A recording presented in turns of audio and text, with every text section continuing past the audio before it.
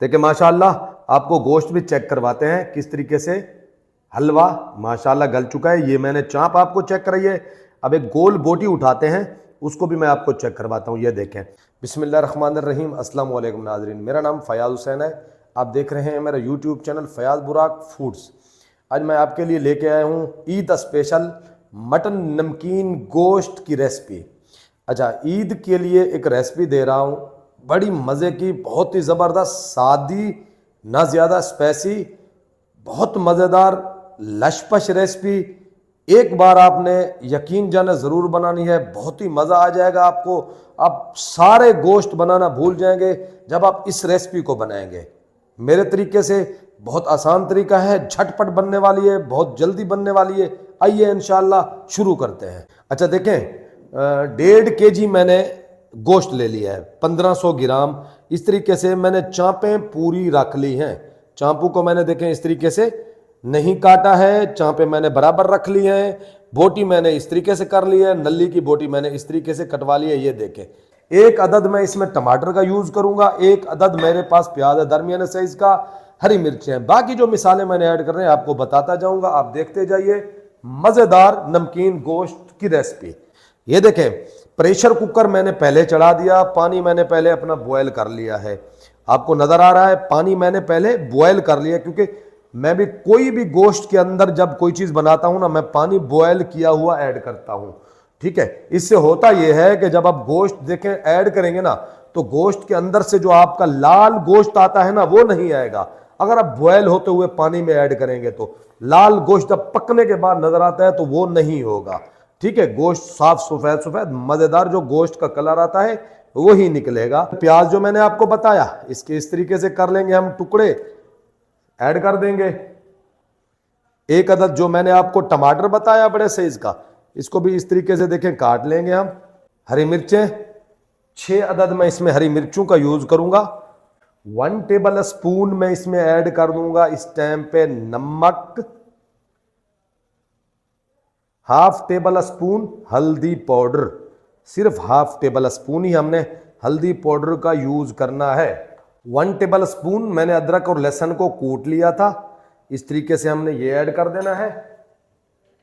5 से 6 दाने में अदरक के स्लाइस कटे हुए साथ में ऐड कर दूंगा। ठीक है, अब हमने क्या करना है, करना ये है, 1 अदद तेज पत्ता लेना है, इसके अंदर हमने ये ऐड कर देना है। 2 अदद बड़ी इलायची ऐड करेंगे, 2 अदद छोटी इलायची। ठीक है, ये हमने डाल देनी है। ये देखें, 2 अदद टुकड़े हैं मेरे पास दालचीनी के, ये हमने डाल देने हैं। और लौंग के 6 के 7 दाने, ये भी हमने ऐड कर देने हैं। बादियान के फूल कटे हुए टुकड़े किए हुए, एक बादियान का फूल था उसके मैंने 3-4 टुकड़े कर लिए, वो भी मैंने ऐड कर दिया है। ठीक है, अब इसमें मैं चलाऊंगा चम्मच। सारे इंग्रेडिएंट्स ऐड करने के बाद देखें इस तरीके से हमने चम्मच चलाना है। अब इसका ढक्कन कर देंगे हम बंद, फ्लेम बिल्कुल लो रखेंगे। सीटी बजने के बाद कम से कम मैं इसको 12 मिनट तक चलाऊंगा। देखें, टाइम का जो ज़्यादा मसला होता है ना, वो होता है गोश्त के ऊपर। अगर गोश्त आपका है 15 kg का, 20 kg का बकरा है, तो उसमें फिर टाइम को तब्दील करना पड़ता है। मेरे पास जो बकरा था ना, वो था 10 kg का। अब मैं जो इसको टाइम दूंगा 12 मिनट दूंगा। आपके पास अगर बकरा बड़ा है तो आपको टाइम ज़्यादा देना होगा गोश्त को गलाने के लिए। देखें माशाल्लाह 12 मिनट हो चुके हैं। अब हम जो है ना मीटर को उठाएंगे, फ्लेम को बंद कर दिया मैंने, प्रेशर तकरीबन ख़त्म हो चुका है। इस तरीके से प्रेशर कुकर को हमने उठाना है। देखें माशाल्लाह, बिल्कुल चेक भी नहीं करूंगा मैं, क्योंकि मुझे अंदाज़ा है 12 मिनट में ये तकरीबन टेंडर हो चुका होगा, 80% हमारा गोश्त। ठीक है, अब मैं इस कढ़ाई के अंदर इसको कर दूंगा शिफ्ट। फ्लेम को मैंने वैसे ऑन कर दिया। ये तेज पत्ता और जो भी खड़े मिसाले मैंने ऐड किए थे ना, जो मुझे नजर आएंगे मैं वो निकाल लूंगा। अब मजीद इसको हमने पकाना है थोड़ी देर के लिए। ऑयल अभी भी हमने इसमें ऐड नहीं करना है। ठीक है,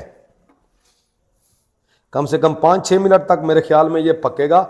पानी इसका खुश्क होगा, फिर आगे क्या करना है मैं आपको बताता हूँ। देखें माशाल्लाह पानी बिल्कुल खुश्क होने के करीब है। यकीन जाने मैंने इसकी ग्रेवी अभी चेक की है, मैं गारंटी से कहता हूं मुझे मेरा दिल कर रहा है कि मैं इसके अंदर ऑयल का इस्तेमाल ही नहीं करूं। अब इस टाइम पे मजबूरी है, मैं ऑयल ऐड कर दूंगा। तकरीबन आधी प्याली हम इसमें ऑयल इस्तेमाल कर लेंगे, क्योंकि ऑयल के बगैर तकरीबन लोगों को खाना अच्छा नहीं लगता ना। लेकिन मैंने आपको बताया है, मैंने चेक किया है, मेरा दिल नहीं चाह रहा था कि मैं इसमें ऑयल ऐड करूं। हाँ, थोड़ी सी मेरे पास अगर चर्बी होती तो यकीनन मैं ऑयल का इस्तेमाल ही नहीं करता था। ठीक है, ऑयल मैंने बस हल्का सा ऐड कर दिया है, तकरीबन मेरे ख्याल में 60 ग्राम या 70 ग्राम होगा, इससे ज्यादा हमने यूज नहीं करना है। बस इसकी अब हम करेंगे भुनाई थोड़ी देर के लिए। देखें ऑयल बाहर आ चुका है, ये मैं आपको दिखा दूं, इतना हमने इसको भून लिया है, ऑयल बाहर आ चुका है। चम्मच भी आपको मैं एक बार देखें इस तरीके से। अब ये कढ़ाई को नीचे लगना शुरू हो चुका है हमारा नमकीन गोश्त। ठीक है, अब इसमें जो है ना मैं थोड़ा सा करूंगा शामिल पानी, 1 कप के बराबर पानी का मैं इस्तेमाल करूंगा, बस ज्यादा आपने पानी ऐड नहीं करना है। अब इसको 2 से 3 मिनट तक मैं मजीद पकाऊंगा, सिर्फ 2 मिनट तक। हल्की हल्की ग्रेवी भी हमने इसके अंदर मौजूद रखनी है, फिर इसको हम उतार देंगे। अब यहां पे मैं ऐड करूंगा हल्का सा सूखा धनिया